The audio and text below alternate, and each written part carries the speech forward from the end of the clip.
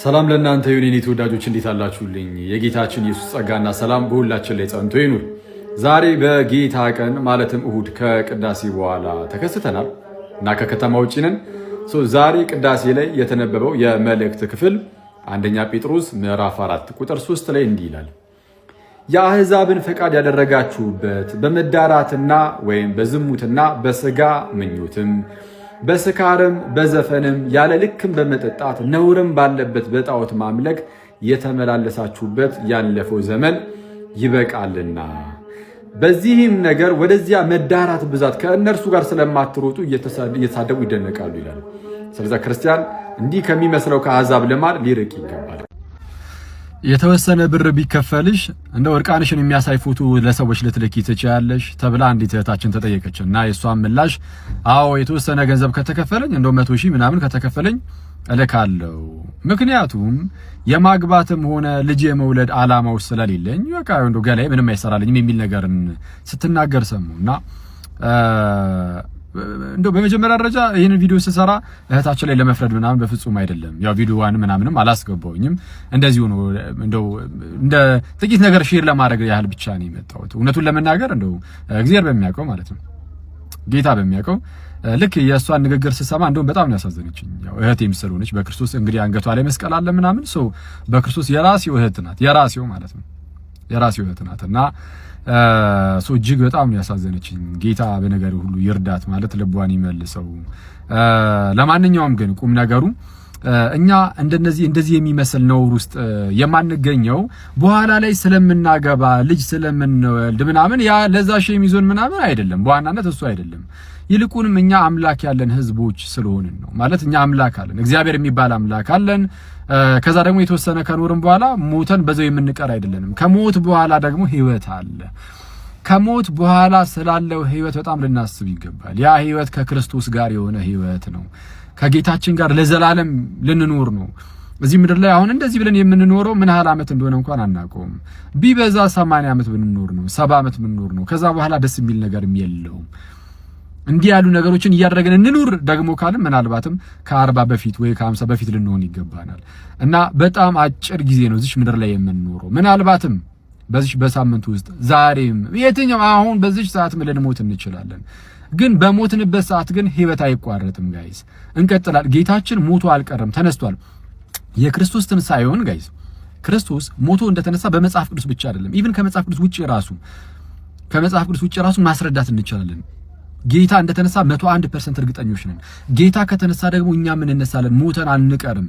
ስለዚህ ከሞት በኋላ ያለውን ህይወት በጣም ልናስብበት ይገባል እና እሱን እያሰብን አምላክ እንዳላቸው ህዝቦች ልንኖር ይገባናል። ይሁን አምላክ የሌለው ህዝብ ምናምን እንደዛ ልንሆን አይገባም። አምላክ አለን፣ ያውም እግዚአብሔር ያለነው፣ ያውም ኦርቶዶክስ ከሆነን ክርስቲያን ከሆነን ያውም ያለነው ደግሞ በቅዱሳን ህብረት ውስጥ ነው ያለነው። በታላላቅ ቅዱሳን እግዚአብሔርን መስለው ጌታን እርሱም ኢየሱስን መስለው በኑሩ ቅዱሳን ህብረት ውስጥ ሆነን እና እኛ በእንደዚህ አይነት አደገኛ ኖር ውስጥ ስንገኝ ደግሞ አስቸጋሪ፣ ሁላችንም በደለኞች ነን፣ ኃጢአተኞች ነን። የራሳችን የሆነ በጣም ብዙ ችግር አለብን እና እያንዳንዱ ችግራችን ላይ ግን ልንሰራ ይገባል። ጸጋው ደግሞ ያግዘናል እና እግዚአብሔርን ልናስብ ይገባል። አጭሩ መልእክቴ አምላክ እንደሌለው ህዝብ ልንኖር አይገባም ነው። አርሲ ላይ እንግዲህ እየተፈጠረ ያለውን ነገር ያው ሁላችንም የምናውቀው ይመስለኛል እና እዚህ ላይ እኔ እንደው አንድ ነገር ለመናገር ወደድኩኝ። ይሄም ምንድነው? ለምሳሌ በዚህ ሀገር ውስጥ መንግስት አለ እና ይህ መንግስት በኢትዮጵያ ውስጥ የሚኖረውን ይህንን የሚያስተዳድረውን ህዝቤ ብሎ ይጠራዋል ወይ? እኔ ይሄ በጣም ጌታ በሚያውቀው ማለት ነው ጥያቄ ይፈጥርብኛል። ህዝቤ ይለዋል ይህን ህዝቡን ራሱ ህዝቤ ይለዋል። በተለይም ደግሞ በጣም መከራ እየደረሰበት ያለውን የክርስቲያኑ ማህበረሰብ እንደሆነ አምናለሁ። ክርስቲያኑ ማህበረሰብ ህዝቤ የሚለው መንግስት ነው ያለው ወይ? ከሆነ ምናልባት ነው የሚል ከሆነ ዘን እንዴት ነው እንደው ቀድሞ ደርሶ ባይከላከልላቸው እንኳን ከአቅሙ በላይ ሆኑበት ቀድሞ ደርሶ ባይከላከልላቸው እንኳን ወጥቶ ህዝቤ እንዲህ ሆኖብኛል ብሎ የሀዘን መግለጫ እንኳን የማይናገረው ማለት ይሄ የሚያሳየው አንዳች በጣም ትልቅ ነገር ነው ማለት ወጥቶ አንድ ሰው ማለት ህዝቤ የሚለው ከሚለው ማህበረሰብ ውስጥ የሆነ ነገር እንደዚህ ሲያጣ ወጥቶ እዚህ አካባቢ ላይ እንዲህ ተፈጥሯል እና ቶሎ እንደርስላችኋለን አይዟችሁ ምናምን የማይል ከሆነ በቃ ይሄ አንድ ትልቅ ማረጋገጫ ነው። ለምኑ ያንን ማህበረሰብ እንደ ህዝቡ እንኳን እንደማያየው ማለት ነው። እንደ ህዝቡ እንኳን እንደማያየው ወይ እንደዛ ከሆነ ወይ እኔ እውነቱን ለመናገር እንደ ወይ በግልጽ ቢነገር ይሻላል። አይ በቃ የህዝቤ አይደላችሁም እናንተ ተብሎ በግልጽ ቢናገር ህዝቡ ራሱ አረ የመንግስት ያለ ማለቱን ያቆማል። እኛ እንደ መንፈሳዊነታችን ክርስቲያኖች ኢትዮጵያ ውስጥ እንደመኖራችን ኢትዮጵያ ሀገራችን ናት እና ኢትዮጵያን የሚያስተዳድረው መንግስት ደግሞ መንግስታችን እንደሆነ እናምናለን። ግን መንፈሳዊያንም ጭምር ነን ደግሞ እና መንፈሳዊያን እንደመሆናችን የአንዱ ጌታ ህዝብ ነን፣ የክርስቶስ ኢየሱስ ማለት ነው። መንፈሳዊ ህይወታችን ላይ መንፈሳዊ ጉዳይ ላይ በደንብ ቢሰራ ቤተክርስቲያን መንፈሳዊ ነገሯ ላይ ቸርቿ እንደ ቸርች ቤተክርስቲያኒቱ በደንብ ውስጥ ላይ በደንብ ብትበረታ በደንብ ብትሰራ ህዝቦቿ ላይ በደንብ እሱ በጣም ጠቃሚ ነው እና እኔ እሱ ላይ ብትሰራ መልካም ነው እላለሁ።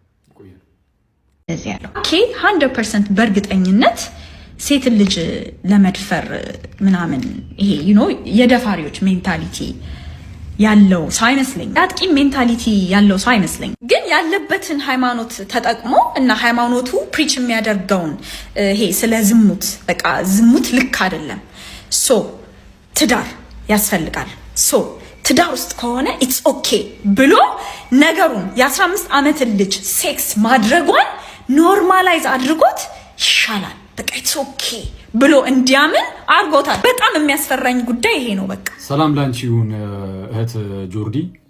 እንግዲህ እኔ አሁን አንዳንድ ጊዜ እንደዚህ አይነት ነገሮች ላይ መመላለስ ሰዎችን ምናልባት እልህኛ እያደረገ ይሄዲውን ብዬ እንግዲህ ያስፈራኛል እና ምናልባት ግን መልሴ እልህኛ የማያደርግሽ ከሆነና በቅንነት ነገሮችን የምትሰሚ ከሆነ ሁለት ነገሮችን ብቻ ልንገርሽ። አንደኛ አሁን አንቺ እንዳልሽው እንደው ሴት ልጅ የአንዲት የ15 ዓመት ትንሽ ልጅ ትዳር ውስጥ ከሆነ ግብረ ስጋ ግንኙነት ብታደርግ ኖርማል ነው ኦኬ ብሏል አክሊል ብለሻል። እና እኔ እንደዛ አላልኩም። ኢቭን አንቺ ራሷን ያሰማሽው የኔ ቪዲዮ ላይ ምንድን ነው ያልኩት? የ15 ዓመት ልጅ መጋባት አለባት የሚለውን መቃወም አለብን። ግን መቃወም ያለብን ይህንን ብቻ ደግሞ አይደለም አልኩኝ። መቃወም እንዳለብን ራሱ ተናግሬያለሁ። ይህ መቃወም ያለብን ነገር ነው። እሱም ብቻ አይደለም መቃወም ያለብን፣ ግን ይልቁንም ደግሞ ነው ገና ሳያገቡ አሁን መጋባት የለባቸውም። አዎ ባያገቡም ግን ዞር ብለው ግን የተለያየ ቦታ እየሄዱ ግን ከወንዶች ጋር ግን ይህን ግንኙነት ግን መፈጸም ግን የለባቸውም። እሱ በጣም አስጸያፊ ነው። ስለዚህ አሁን ግንኙነትን በ15 ዓመት መፈጸሟ ትዳር ውስጥ ምን ጸያፍ ነው። ስለዚህ የትዳሩንም መቃወም አለብን። ግን ከትዳር ውጭ ሲሆን ደግሞ ነገሩን ወርስ ያደርገዋል፣ ጭራሹን አስቸጋሪ ያደርገዋል ነው እያልኩ ያለሁት። እንግዲህ ተረድተሽው ከሆነ እና ሁለቱን ነው የተቃወምኩት። ሁለተኛው ነግርሽ ደግሞ ማነሰው ነጥብ ምንድን ነው? የፍትሐ ነገሥቱ አሁን የክርስትናና የእስልምናን አነጻጽርሽ ነበር። እንደው በእስልምናው እኮ የህፃናት ጋብቻ ይታያል የሚለውን ነገር ክርስቲያኖች ያነሳሉ ብለሻል። የስ እናነሳለን። እንግዲህ ብዙ ጊዜ ይነሳል። የሚነሳው በእስልምናው ነቢይ በመሐመድ ዘንድ የታየ ነገር ስላለ ነው። መሐመድ የ6 ዓመት ህፃን ልጅ አግብቶ ከዛ በ9 ዓመቷ ደግሞ አልጋ ላይ ይዟት ወጥቷል። እሱ የ50 ምናምን ዓመት ሰው ሆኖ የ9 ዓመት ህፃን ልጅ ላይ ተኝቷልና ይህ ነገር እንደው ነውር ነው ብለናል። ይህን ነገር ያደረገው የእስልምና ሃይማኖት መስራች የሆነ አንድ ታላቅ የሆነ የእስልምና ነብይ ነው። ኢማጂን እሱ ደግሞ የእሱን ምግባር ደግሞ ተከተሉት የተባለላቸው አይነት ሰው ነው። ስለዚህ ይህን ነገር ስንመለከተው አይ እንደው ይህ ነብይ ለሰዎች ሮል ሞዴል መሆን የሚችል አይደለም ህይወቱ ተብሎ እንግዲህ በክርስቲያኖች ይነሳል። ወደ ክርስትናው ስትመጪ ግን ምናልባት ፍትሐ ነገሥት ላይ ያለውን ሰዎች ጠቅሰው ሲናገሩ ሰምተሽ ሊሆን ይችላል። ግን ፍትሐ ነገሥት ላይ ያሉ ነገሮች ጠቅላላ የሃይማኖት ስብከቶች አይደሉም። በተሰሚን ከሆነ ፍትሐ ነገሥት ላይ ያሉት ነገሮች አንዳንዶቹ ኖርማል ባህላዊ የሆኑ ነገሮችን ያነሳል። ለምሳሌ ስለ ኪራይና ስለ አከራይ ጉዳይ ሊያነሳልሽ ይችላል አለ። አሁን ይህ ነገር ሃይማኖታዊ ጉዳይ አይደለም። የሆነ ሰው ሲከራይ እንደዚህ ያደርግ ሲያከራይ እንዲያደርግ ምናምን አሁን እነዚህ በማህበር ውስጥ ያሉ አኗኗሮች ናቸውና አኗኗሮችንም ምናምንም በሰዓቱ ሰዎች ከሚኖሩበት ሁኔታ አንጻር እያደረገ ሊያስረዳ ይችላል። እና የህፃናት ጋብቻ እንግዲህ በልጅነታቸው ማግባት ምናልባትም ይህ ፍትሐ ነገሥት ያን ያህል የተጻፈው ቆይቷል በደምብ እና ከዛ በፊት ምናልባትም ከዚህ በታች የሆኑ ህፃናትንም የማጋባት ልምድ ሆኖ ሊሆን ይችላል። አሁን በባህል ደረጃ ማለት ነው። ሜይ ቢ እሱን እድሜያቸውን ከፍ አድርጎ አሻሽሎትም ሊሆን ይችላል። እና ምንድነው ግን ቁም ነገሩ በሰዓቱ ከነበረው የሰዎቹ አኗኗር አንጻር ምናምን እንደዛ ተብሎ ተነገረ። አሁን ላይ ግን ይህ ነገር ኢቭን ተግባራዊ እንኳን አይሆንም። አንድ አሁን የሰለጠነ ማህበረሰብ ከተማ ውስጥ የሚኖር ሰው ምናምን ፍትሐ ነገሥቱ የ15 ዓመት ልጅ ምናምን ይላልና የ15 ዓመት ልጅ ልዳር ብሎ አይነሳም። እና እንደ ባህል ተደርጎ የሚያዙ ነገሮች ናቸው። ለምሳሌ የሴት ልጅ ግርዛትን ፍትሐ ነገሥት አያስተምርም። ግን በማህበረሰብ ውስጥ ስላለ የተለያየ ገጠራማ አካባቢ ስቴጅ ይህ ነገር ሲፈጸም ልታየት ትችላለች። ከተማ ውስጥ ደግሞ አይፈጸምም። ስለዛ አብሮ ከህዝቡ ጋር ከህዝቡ እድገት ጋር እየሄደ ምናምን የሚሻሻሉ ነገሮች ናቸው። ተግባራዊ እንኳን አይሆንም ይህ የፍትሐ ነገሥቱ ነገር። የእስልምናው ግን ሮል ሞዴል የሚሆን እስከ ዓለም ፍጻሜ ድረስ ሊከተሉት የሚገባ አይነት ሰው ነው ይህን ነገር የፈጸመው። ለዛ ነው የሚያነሱት ክርስቲያኖች። ከዛ አንጻር ይሁቴ እና እንደው በተቻለሽ አቅም ግን ክርስቲያን ኮንሽ ማለት ነው ከክርስቶስ ሰዎችን አታርቂ ምናምን ብዬ የተናገርኩበት ቦታ የለም። በተቻለሽ አቅም ክርስትና ውስጥ አትግቢ። ክርስቶስ ፌሚኒስት ሆነ አትበይ በጌታ በኢየሱስ። ኤኒዌይስ በአጭሩ ይኸውልሽ እሱን አሁን ወደ ዛስ ከገባው ደቂቃም ስለሚሄድ ይህንን ብቻ ያዥ ለጊዜው ይቆየን። ጸለዮ በእንተ ሰላም ቤተ ክርስቲያን አሐቲ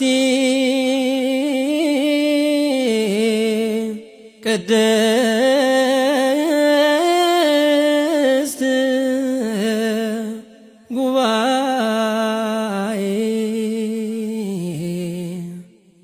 እንተ ሐዋርያት ርትዕት